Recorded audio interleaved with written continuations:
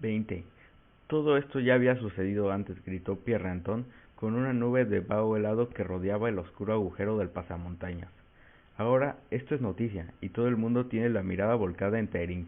El mes que viene, Taering será olvidado y el mundo entero estará en otro lugar, dijo y escupió desdeñoso a la acera, pero no nos dio, ni con sus esputos ni con sus palabras. Cállate la boca, gritó Jan Johann. Solo nos tienes envidia, solo nos tienes envidia, solo nos tienes envidia. Cantamos como un jubiloso eco.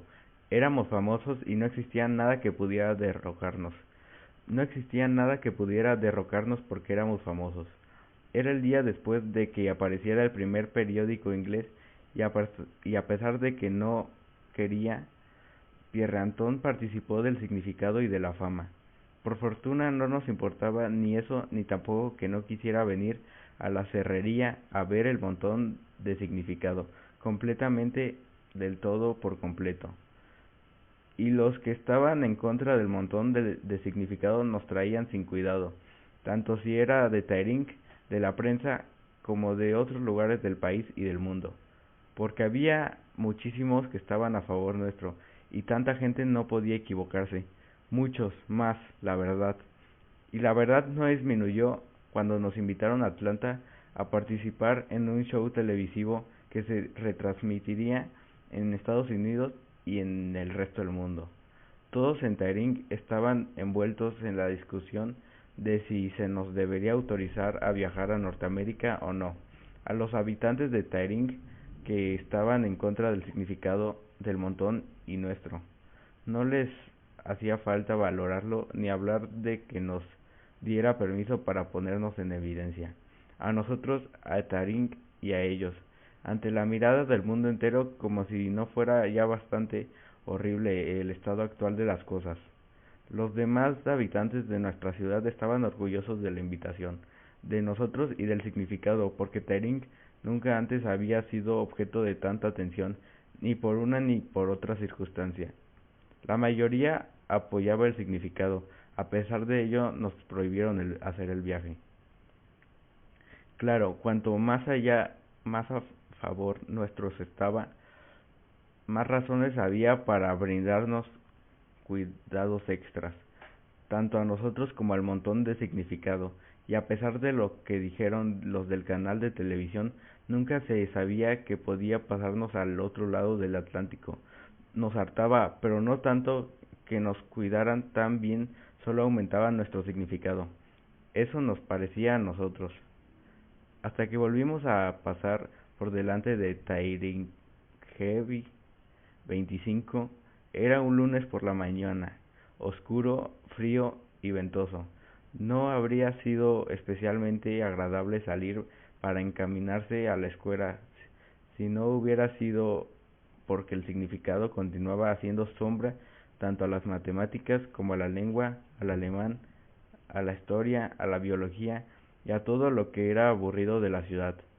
Yo iba acompañada de Ricky y Úrsula, Gerda y Lady Guillermo, y mientras nos inclinábamos hacia adelante batiéndonos contra el viento, discutíamos sobre si éramos lo suficientemente importante para que la presentadora del show televisivo norteamericano viniera a nuestra ciudad, ya que nosotros no podíamos ir hasta ella.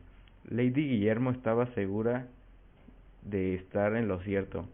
Bien Sur, dijo y asintió otra vez. Bien Sur, vendrá.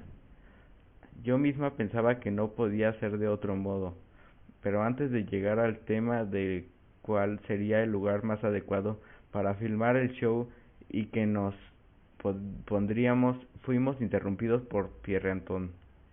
Ja, gritó sin problema alguno para ensordecer el viento desde su rama, como si la prohibición de que hagáis el viaje tuviera algo que ver con nuestra seguridad, se carcajeó.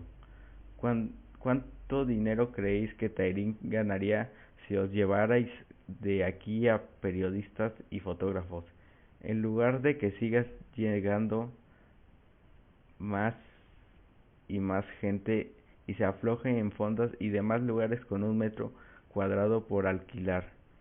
Comer también, comen y consumen cerveza, chocolate y cigarrillos.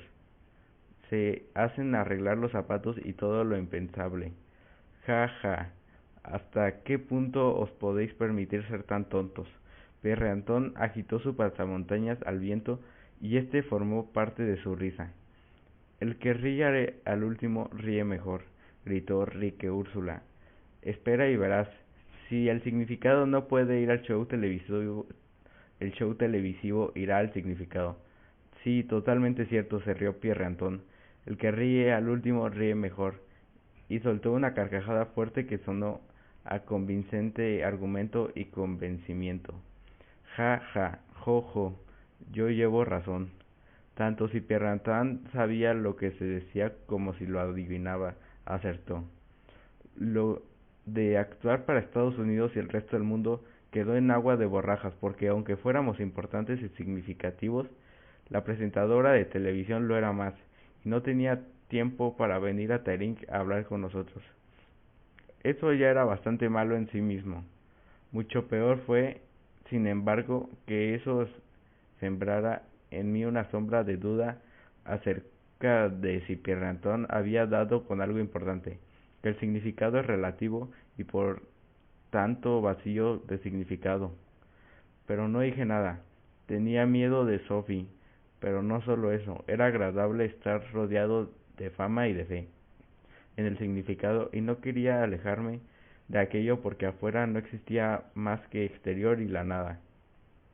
Por eso continuaba pavoneándome y dándome aires de importancia, como si realmente hubiera hallado el significado y no dudara de que lo era.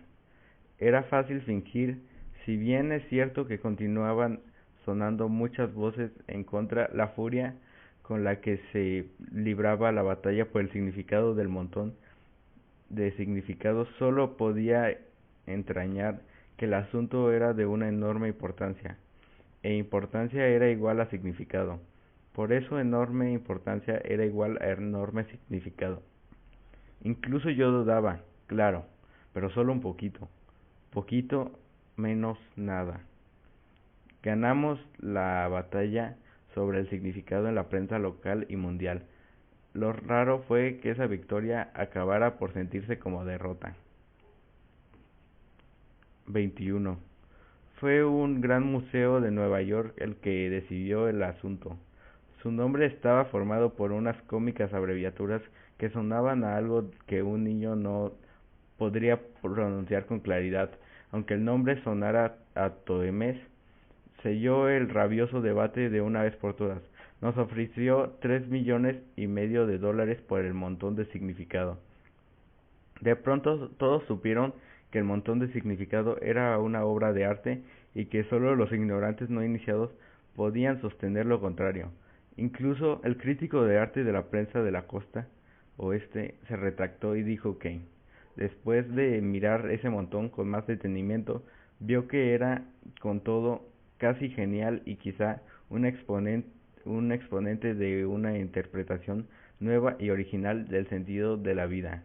Resultaba que la primera vez solo lo había visto de frente, escribió. 3,5 millones era mucho dinero, pensamos, sin realmente tener precisa conciencia de la enorme suma. A través de un abogado contratado para representarnos, insistimos en que el precio del montón de significado era $3,600,000. Nunca hay que vender más barato si se puede vender más caro. Si al final pedimos $3,620,000, un extra para pagar a la iglesia por un Jesús crucificado nuevo, porque ese ya no podíamos devolverlo. El museo aceptó y así quedó la cosa. Solo quedaba pendiente acordar una fecha para que se llevara el montón de significado. Hubo que arreglar muchos papeles y permisos para que el montón pudiera sacarse del país, pero mientras tanto, a pesar de lo insólitamente fría que fue aquella primavera, los componentes interrumpibles se deterioraban muy aprisa cada día que pasaba.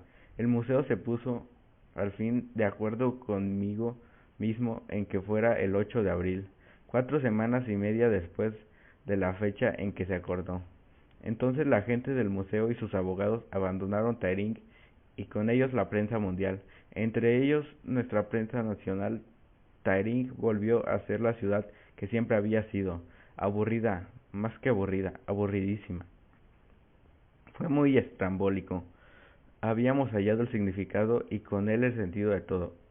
Todos los expertos habidos y por haber declararon lo magnífico que era nuestro montón de significado. Un museo americano pagaba millones por él y aún así parecía que ya no interesaba a nadie. No lo entendíamos. O el montón tenía significado o no lo tenía. Y habiéndose puesto de acuerdo todo el mundo en que lo tenía, no podía ahora dejar de tenerlo. Íbamos y veníamos de la escuela sin la presencia ni de una sola cámara ni de un solo periodista. Nos fuimos a la cerrería. El montón de significados no había cambiado en nada, ni se notaba que se habían sacado del resquebrajado ataúd los restos del pequeño Emil y se habían depositado en un nuevo ataúd que fue enterrado y ahora se resquebraja bajo tierra como el primero. Nada había cambiado. Que el montón pareciera haber disminuido tenía que deberse exclusivamente a una alucinación, ¿verdad? Por otro lado, era un hecho consumado el que enero, con toda la fama y el significado consiguientes, quedaron barridos de pronto. La primera semana de marzo a Pierre-Antoine le divertía. El significado es significado, por tanto, si en verdad lo hubierais hallado, seguiríais teniéndolo, y la prensa de todo el mundo seguiría estando aquí para intentar descubrir en qué consiste. Pero la prensa no está aquí, por tanto, sea, lo que habéis hallado no es significado por supuesto no existe. Intentamos hacer como si tal cosa andando con la cabeza bien alta y sintiéndonos importantes algo y alguien. Al principio nos resultó tan bien que casi nosotros mismos llegamos a creerlo. Ayudó un poco la relectura de muchos de los recortes de prensa pegados en una libreta apropiada para el caso y volver a ver las filmaciones de los videos. Después fue como si los recortes palidecieran y las entrevistas se convirtieran en comedias gastadas. Entonces Pierrantón tuvo la jugada más y más fácil. La duda se apoderó, uno a uno, de nosotros. Era traición.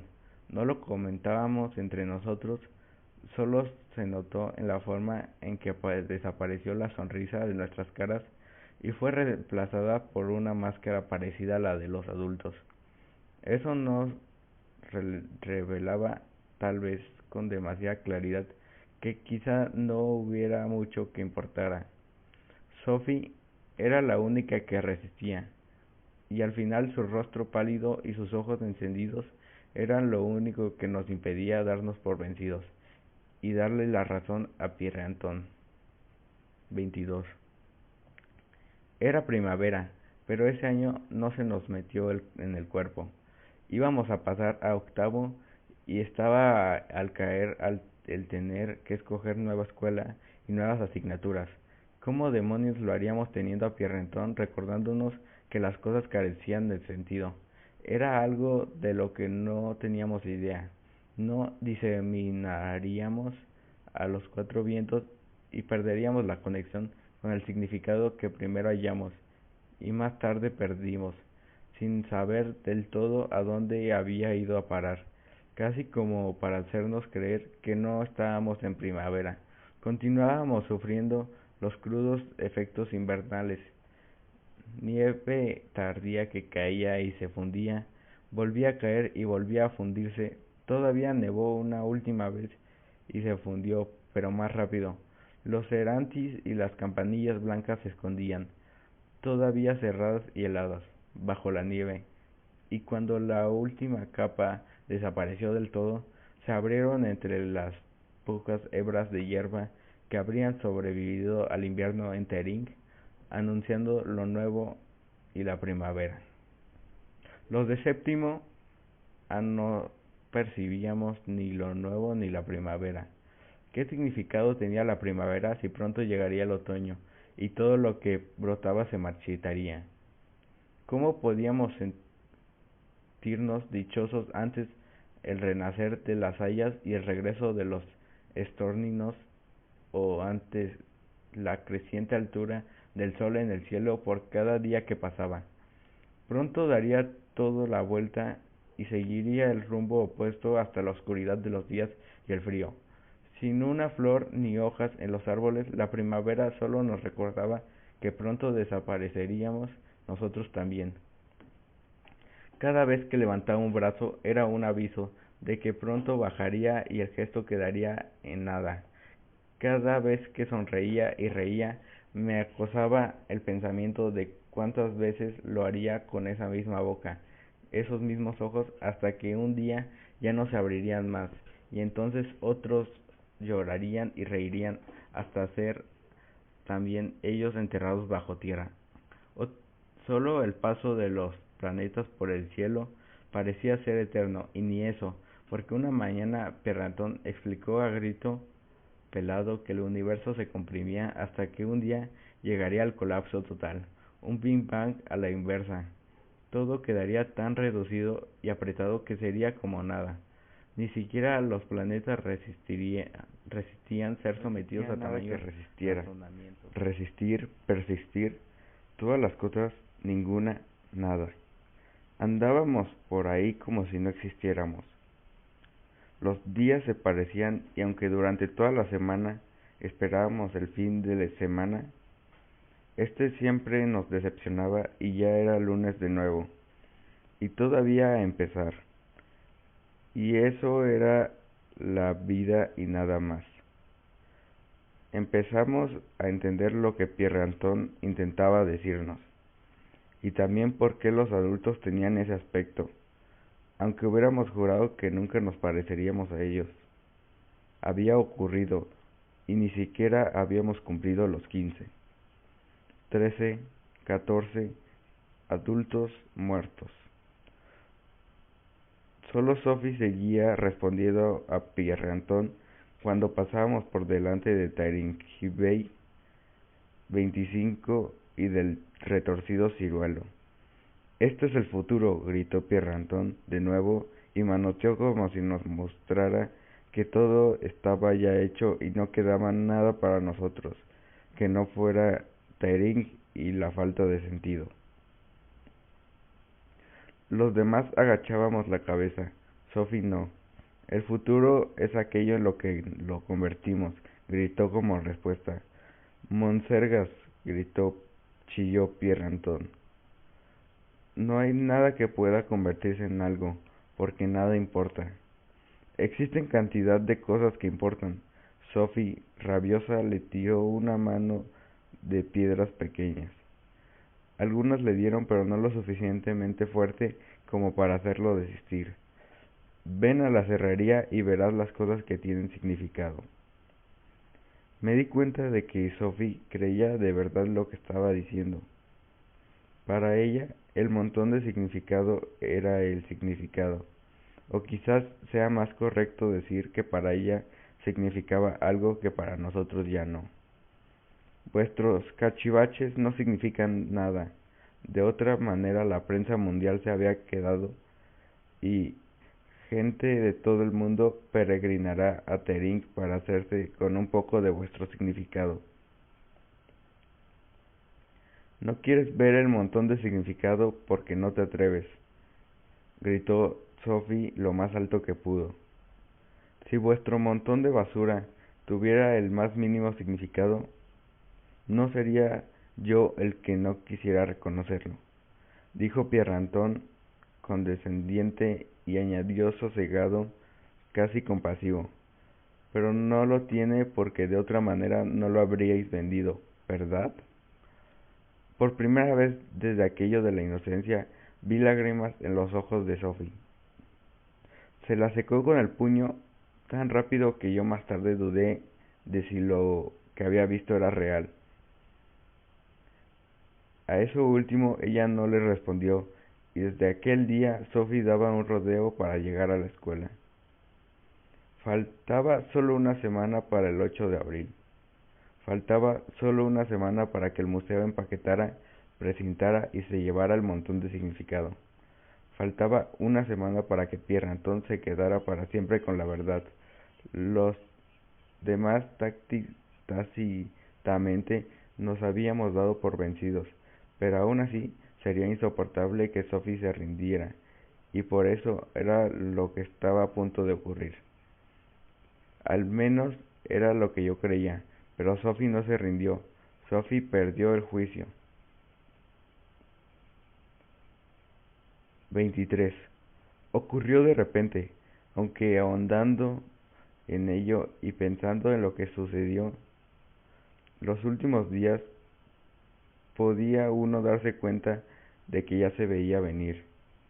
De pronto, Sophie se mostraba pacífica e indulgente cuando estaba con nosotros en la cerrería, y de pronto se ponía a correr dándose cabezazos contra los pilares y lanzando patadas al serrín para rociar con él el montón de significado.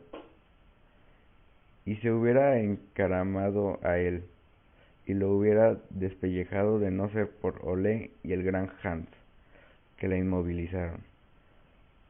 Era el día antes de que la gente del museo viniera a empaquetar el montón de significado y llevárselo. Y el significado, o lo que quedara de él, abandonaría Taring para siempre. No es suyo, es nuestro significado, chilló Sophie, y entonces caímos en la cuenta de que era la primera vez en 6 días que Sophie hablaba. Se lo hemos vendido. El significado no se vende. Sophie aporreó con los puños a Olé en el pecho y en la barriga, y pude ver que le hacía daño. Luego el gran Hans la agarró el brazo y se lo retorció hacia la espalda, y en ese momento fue Sophie quien sintió dolor. Yo sabía que Sophie tenía razón. El significado no se vende, o lo tienes o no lo tienes. El haber vendido el montón de significado hizo que éste perdiera su significado, si es que lo había tenido alguna vez, pero sobre eso no me interrogué en ese momento, porque si nunca lo había tenido, no era Sophie la que tenía razón, sino Pierre Anton. Es lo que hemos hecho y por eso ya no existe, respondió Olé con una rabia tan enconada que dejaba claro que él también reconocía que no deberíamos haberlo vendido. Entonces, esto ya no significa nada, gritó Sophie.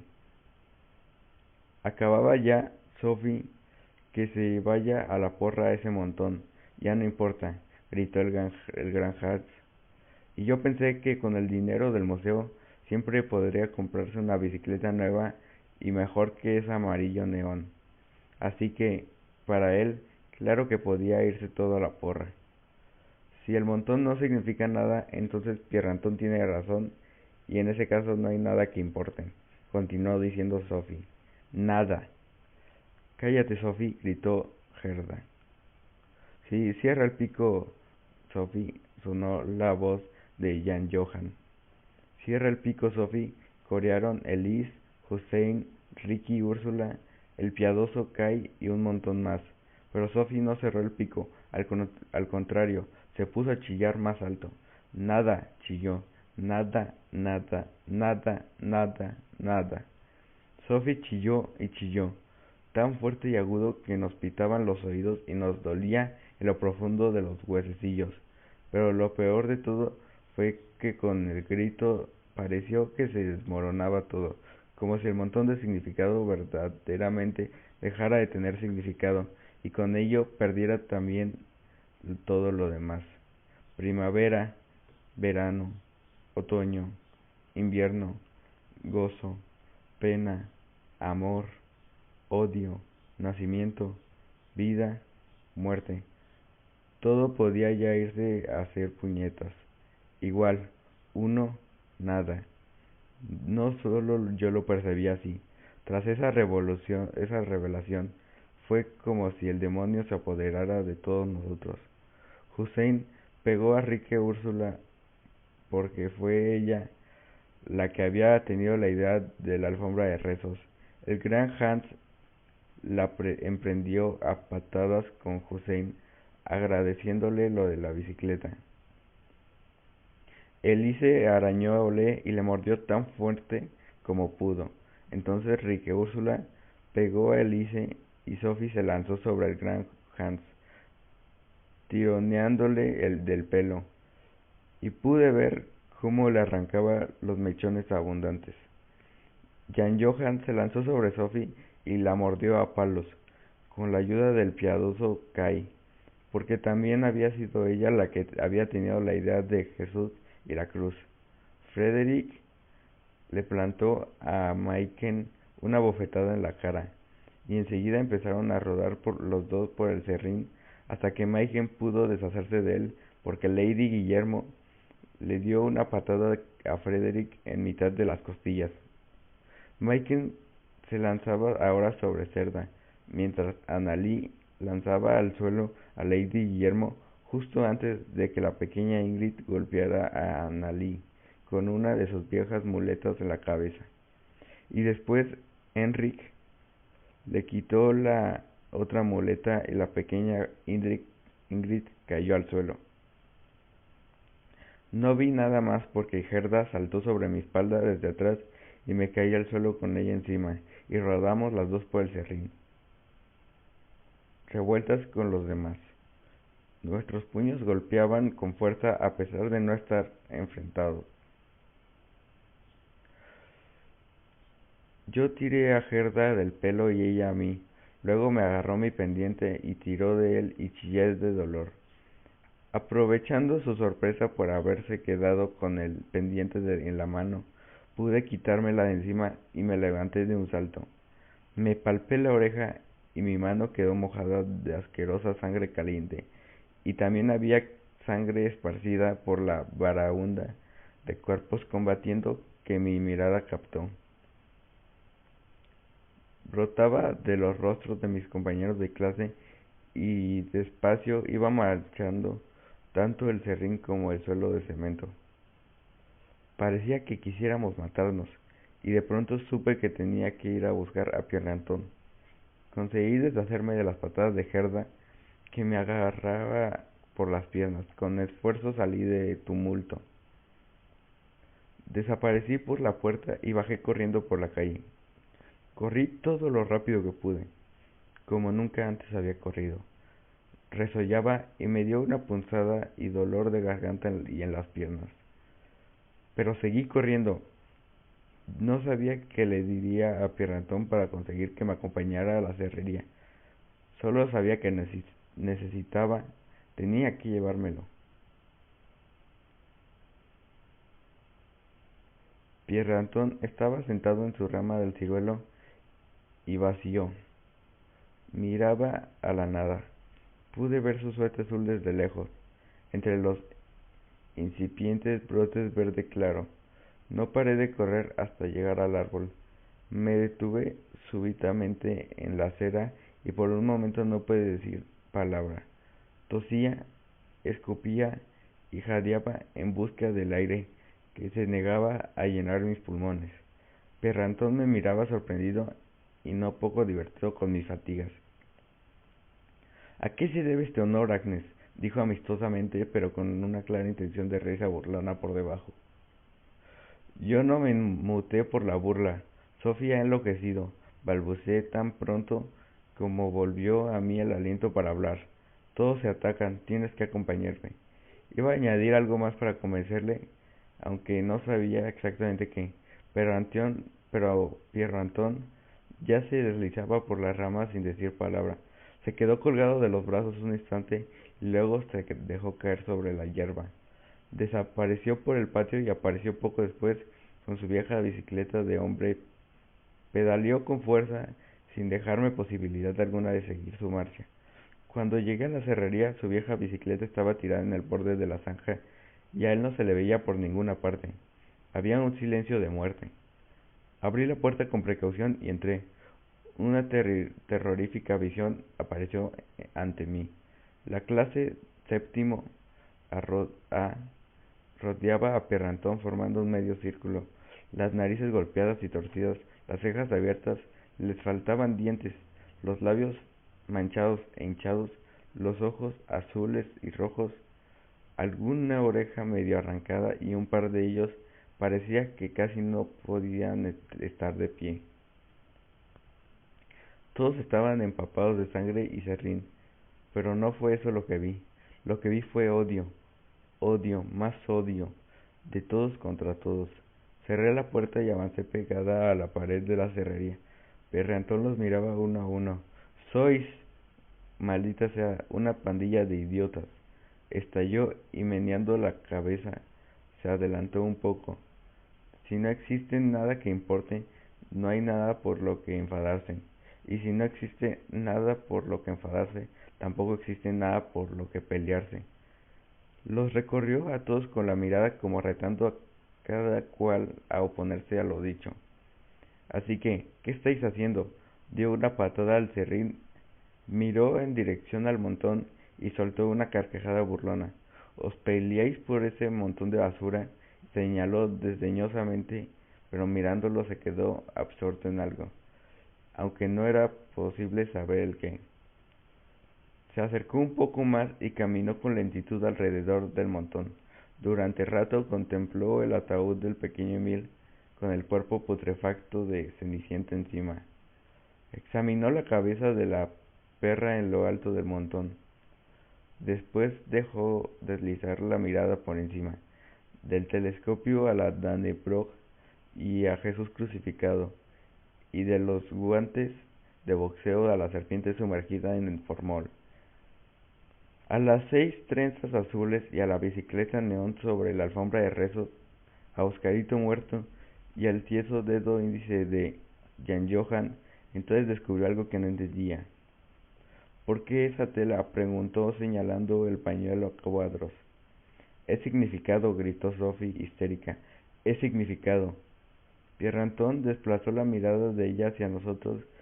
Fue como si algo empezara a cobrar conciencia en su mente. Ah, sí, se trata de significado, gritó colérico, agarrando a Sophie. La tenía sujeta por los hombros y la zarandeó hasta que dejó de gritar. Y por eso lo habéis vendido. Significado, dijo Sophie con voz apagada. Significado, ja, gritó Pierrantón burlón. Si este montón de basura ha significado alguna vez algo, dejó de hacerlo el día que os pagaron por él. Se volvió a reír, soltó a Sophie y miró a Gerda. ¿Cuál es el precio por Oscarito, Gerda? ¿Cuál es? Gerda no respondió, tan solo se sonrojó y miró al suelo. Pierrantón contempló la bandera y volvió la vista hacia Frederick. La patria, se burló. ¿De verdad que vendiste la patria por el maldito dinero, Frederick? Y meneó la cabeza. Feliz de verdad de no tener que ir a la guerra contigo de general. A Frederick se le cubrieron los ojos de lágrimas. Y la alfombra de rezos, Hussein, ¿ya no crees en Allah? Miró a Hussein, que estaba cabizbajo. ¿Cuál es el precio de tu fe? Perrantón continuó. Nombró los objetos del montón uno a uno y nosotros también empequeñecidos uno tras otro. Y tú, Jan Johan, ¿por qué no te permitías perder todo la mano? Si de todas maneras has mandado tu dedo al diablo y lo has vendido al mejor postor. Y tú, Sophie, ¿qué te queda tras venderte a ti misma? No les respondimos. Permanecimos ahí plantados, rascando el serrín con los pies y sin atrevernos a mirar a Perriantón ni los unos a los otros. Si eso hubiera realmente significado algo, no lo habríais vendido, ¿verdad? Concluyó con eso su parrafada, manoteando en dirección al montón de significado. Pierrentón había ganado, pero entonces cometió un fallo, nos dio la espalda. 24. Fue Sophie la primera en salir corriendo hacia él. Si los, si los demás nos hubiéramos quedado quietos, Pierrentón se hubiera sacado fácilmente de encima. Pero no lo hicimos. Jan Johan la siguió, después Hussein, luego Frederick, Elise, Gerda, Annalí, el piadoso Kai, Olé y el gran Hans. Ya no quedaba sitio en cuerpo para pegarla al mismo tiempo. No sé si fue horroroso o no. Viéndolo ahora de forma retrospectiva, pienso que debió de haber sido muy horroroso. Pero no es como que lo recuerdo. No es así como lo recuerdo. Lo recuerdo más como caótico. Y bueno, tenía sentido pegar a Pierrantón, sentido el darle patadas, a pesar de que yaciera en el suelo sin posibilidad de defenderse y progresivamente dejara también de intentarlo. Fue él quien nos arrebató el montón de significado, igual que un día nos arrebató el significado. Él tenía la culpa de todo, de que Jan Johan hubiera perdido su dedo índice, de que Cenicienta estuviera muerta, de que el piadoso Kai hubiera profanado su Jesús, de que Sophie hubiera perdido la inocencia, de que Hussein hubiera perdido la fe, de que él tenía la culpa de que hubiéramos perdido las ganas de vivir y de tener un futuro y de nuestra confusión. Lo último que sabíamos era que Pierrentón tenía la culpa y que pagaría por ello. No supimos cuál era el estado de Pierrentón cuando abandonaba la cerrería. Yo sé qué aspecto tenía, aunque no fue lo que le dije a la policía. Yacía raramente desfigurado con el cuello colgando hacia atrás, azul y con la cara hinchada. La sangre le brotaba por la nariz y la boca, y le había teñido el dorso de la mano con la que intentó protegerse. Tenía los ojos cerrados, pero el izquierdo hinchado. Estaba cómicamente torcido bajo la ceja partida. Su pierna derecha yacía rota, describiendo un ángulo del todo antinatural, y su codo izquierdo estaba doblado en sentido contrario. Cuando nos fuimos reinaba un silencio total, y no dijimos adiós, ni los unos a los otros ni a Pierrantón. 25. La cerrería en desuso ardió toda la noche y también un poco a la mañana siguiente. Después todo acabó. Yo llegué por la mañana, la última. La mayoría de los compañeros estaban ahí. Nos saludamos, pero no hablamos entre nosotros. Miré lo que había quedado, un humectante edificio destruido por el incendio. No podía distinguirse lo que había sido una cerrería, ni lo que había sido un montón de significado, exceptuando los restos de muros carbonizados. Lo demás era solo ceniza. Poco a poco fueron apareciendo los que faltaban y pronto estuvo toda la clase reunida. Nadie dijo nada, ni a los padres, ni a la policía, ni al Taring Martes, ni a la gente del Museo de Nueva York. La prensa mundial no apareció, pero si hubiera venido, sé que tampoco le hubiéramos dicho nada. No preguntamos por Pierrantón, y pasó un poco de tiempo antes de que se relacionara su desaparición del día anterior con el incendio de la cerrería. Ocurrió cuando, por la tarde, hallaron sus restos carbonizados ahí, en ese edificio asolado, cerca de lo que una vez fue el montón de significado. Cuando la policía encubrió la idea de que Pierrantón había incendiado el montón de significado y la cerrería en desuso porque se negaba a aceptar que nosotros habíamos hallado el significado y con ello nos habíamos ganado la fama, no les contradijimos. Simplemente era triste que él mismo hubiera quedado atrapado en el fuego. Fuimos al funeral. Algunos de nosotros lloramos incluso. Sintiéndolo, creo, yo debería saberlo porque yo era una de ellas. Perdimos el dinero del museo porque a nadie se le había ocurrido asegurar el montón de significado. Pero no lloramos por eso. Lloramos porque era todo muy triste y bello, con todas esas flores y también las rosas blancas de nuestra clase, porque el pulido y no resquebrajado ataúd, pequeño aunque el doble de grande que el del pequeño Emil Jensen, brillaba a más no poder, reflejándose en las gafas del padre de Pierrantón, y porque la música serpenteaba dentro nuestro y se agrandaba queriendo salir pero no podía. Y era así tanto si creíamos en el Dios al que cantábamos como en otro o ninguno. Lloramos porque habíamos perdido algo y alcanzado otra cosa, y porque hacía daño el perder tanto como el ganar, y todavía no podíamos poner en palabras lo que habíamos ganado.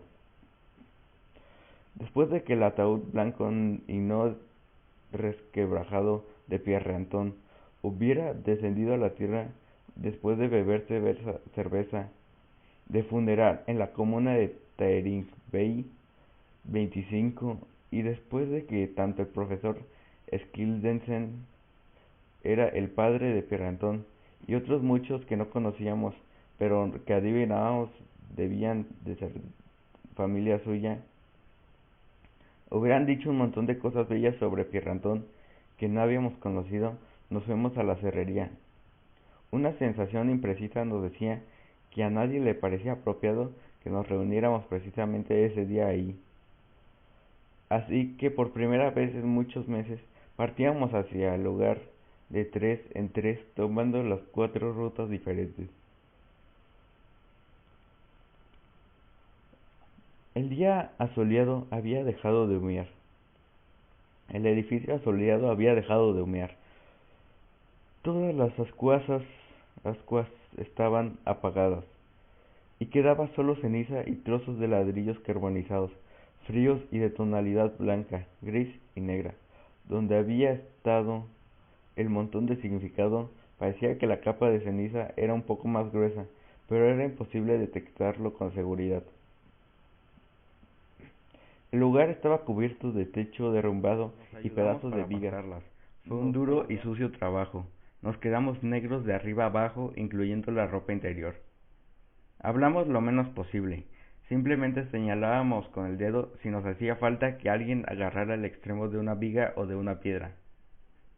En los basureros de alrededor hallamos botellas vacías, vasos de plástico y cajas de cerillas. Recogimos todo lo aprovechable y Sophie fue corriendo a casa para recoger lo que pudiera, de manera que cada uno tuviera un recipiente. Nos servimos de las manos para juntar la ceniza. Los recipientes encerraron cuidadosamente aquella masa gris que era todo lo que quedaba del significado. Necesitábamos guardarlo con tesón, porque aunque Pierre Anton ya no estaba sentado en el ciruelo de Taringbey 25 chillándonos, nos parecía seguir oyéndolo cada vez que pasábamos por allí. Si es tan fácil morir es porque la muerte no tiene ningún sentido, chillaba, y si la muerte no tiene ningún sentido es porque la vida tampoco lo tiene, pero que os divertáis. 26. Ese verano nos diseminamos por escuelas más grandes, al norte, sur, este y oeste, y Sophie a un lugar donde se protege a la gente como ella de ellos mismos. Nunca más fuimos compañeros de juegos, ni nos reunimos ni nos vimos, excepto por la calle y por casualidad si no se podía evitar. Nadie ha intentado reunirnos para conmemorar aniversarios de clase o cosas similares, y dudo que alguien de nosotros acudiera si los profesores nos convocaran. Han pasado 8 años, sigo conservando la caja de cerillas llena de ceniza de la cerrería y del montón de significado. De vez en cuando la tengo entre mis manos y la miro, y cuando abro con cuidado esta agastada caja de cartón y veo la ceniza gris de su interior, siento la misma rara sensación en el vientre, y aunque no pueda explicar de qué se trata, sé que es algo que tiene significado, y sé que con el significado no se juega. ¿O qué, Pierre Anton? ¿O qué? Nota de la autora. Hace un poco más de 10 años, en enero de 2000, recibí una carta de una editorial danesa preguntándome si escribía una novela para adolescentes. Al escribir, mi fuerza motriz siempre ha sido intentar acercarme a algo que yo misma no entienda. Un esfuerzo que nunca creí posible si escribía para jóvenes. De modo que la petición fue a parar de inmediato al montón de los no gracias. Sin embargo, durante la hora siguiente escuché una voz extraña en mi cabeza que decía: nada importa, hace mucho que lo sé, así que no merece la pena hacer nada. Eso acabó de descubrirlo. Tangible de un modo inquietante, Pierre Anton, de 14 años, acababa de nacer. Escuchando sus desmoralizadoras afirmaciones que no podía rebatir. No me quedó otra opción que escribir a los compañeros de clase de Pierre Anton en un intento desesperado por mostrarle que estaba equivocado, para convencerlo a él, pero más que nada a ellos mismos, de que en la vida sí hay cosas que importan. No tenía ni idea de lo truculenta que inevitablemente esta misión iba a volverse. No tenía ni idea de dónde terminaría. Y fue solo mientras escribía que me di cuenta de que toda mi vida había llevado un Pierre Anton dentro de mí, lo que, si no estoy muy equivocada, le pasa a la mayoría de la gente. Mientras escribía nada, pasé a tener de nuevo 14 años, pero después me di cuenta de que eso no hacía al libro necesariamente más ingenuo, como había sido mi temor. Solo tuve que liberarme de todo el equipaje que llevamos como adultos, todas nuestras ideas preconcebidas sobre cómo se supone que tienen que ser las cosas, las decisiones con las que respondemos o, a, o ponemos a un lado todas las preguntas sin respuesta de la vida. La gente joven todavía está abierta a las grandes preguntas. Tienen que buscar un sentido a sus vidas como base de las decisiones que van a tomar cuando opten por un camino u otro en la vida. El volver a tener mentalmente 14 años me ha permitido observar los inmensos interrogantes de nuestra existencia con los ojos tan abiertos como los de los jóvenes. Así, nada se convirtió en mi propia búsqueda de sentido. Fue una experiencia extraordinaria y desafiante, que finalmente hizo que en mi cabeza me hiciera amiga de Pierre Anton. Para mí, nada ha sido siempre y en primer lugar un cuento que hubiese querido leer con 14 años, un cuento que extrañamente todavía me sentía con la necesidad de leer cuando lo escribí con 35. Y la verdad es que todavía me gusta leerlo ahora con 46. Por eso, la virulencia de la oposición con la que nada se ha encontrado a lo largo del tiempo nunca ha dejado de sorprenderme. Primero el editor no quería publicarlo. Después, en un lugar tan liberal como Dinamarca, los adultos pensaban que a los adolescentes no se les debía permitir leerlo. Y en una región de Dinamarca fue incluso prohibido en las escuelas durante años. Más tarde, cuando nada fue cada vez más traducido en el extranjero, la historia se siguió repitiendo. En Noruega fue prohibido en escuelas del oeste el país. En Francia hubo librerías que se negaron a comercializar el libro, y en Alemania unos padres no permitieron a sus hijos leerlo aun cuando su profesor lo había incluido en el currículo. Sí, el tono de nada es oscuro. Sí, tiene sus momentos duros. Sí, cuestiona mucho de lo que normalmente damos por sentado. Sin embargo, para mí siempre ha sido un cuento de esperanza y luz. Una luz que quizás nunca pueda alcanzar a los niños del libro, que cometen actos tan horribles, pero una luz que está ahí para el resto de nosotros. Afortunadamente, algunos lectores eso siempre lo han visto, y nada ha tenido fuertes apoyos a lo largo del camino, a los que siempre estaré agradecida. Sin ellos, este libro seguramente no habría llegado nunca a tus manos. Ha llevado tiempo, pero en los últimos 2 años me ha alegrado mucho ver cómo nada ganaba una creciente aceptación y muchos más lectores. Más importante, yo misma ya no me asusto de Pierre Anton, al que solo estoy agradecida porque me hizo abrir todas las ventanas del oscuro, precario y tentador desván existencial que llevaba conmigo. Ahora hay luz y puedo visitarlo de vez en cuando sin abatirme. Pierre Anton podría tener lógicamente razón si observamos la vida a largo plazo, pero la cuestión es que no vivimos en el largo plazo, vivimos en el corto, aquí y ahora. Ha abierto mis ojos a lo verdaderamente sorprendente que es la vida, cuando no la reprimimos con artificiales y autoimpuestas reclusiones. Mi deseo es que Pierre Anton tenga el mismo efecto en todos aquellos que alguna vez se crucen con él. Jane Teller, Nueva York, 7 de septiembre de 2010. Jane Teller, Copenhague, Dinamarca, 8 de abril de 1964.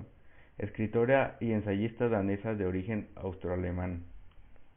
Educada como macroeconomista, Jane Teller trabajó para las Naciones Unidas y la Unión Europea en la resolución de conflictos y problemas humanitarios alrededor del mundo, especialmente en África. Ella comenzó a escribir ficción a tiempo completo desde 1995. Ha vivido en varios lugares del mundo, tales como Bruselas, París, Copenhague, Bangladesh, Tasmania y Mozambique. Actualmente vive en Nueva York. La literatura de Jane Teller, que consiste principalmente de novelas y ensayos, se concentra siempre sobre perspectivas existenciales de la vida y de la civilización humana, que causa a menudo debates polémicos. Además, se ha pensado que su obra Nada de 2000, que fue inicialmente prohibido, revolucionó la novela por la juventud y se convirtió en un éxito mundial. Índice de contenido. Cubierta. Nada. 1, 2, 3, 4, 5, 6, 7, 8, 9, 10, 11, 12, 13, 14, 15, 16, 17, 18, 19, 20, 21, 22, 23, 24, 25, 26. Nota de la autora sobre la autora.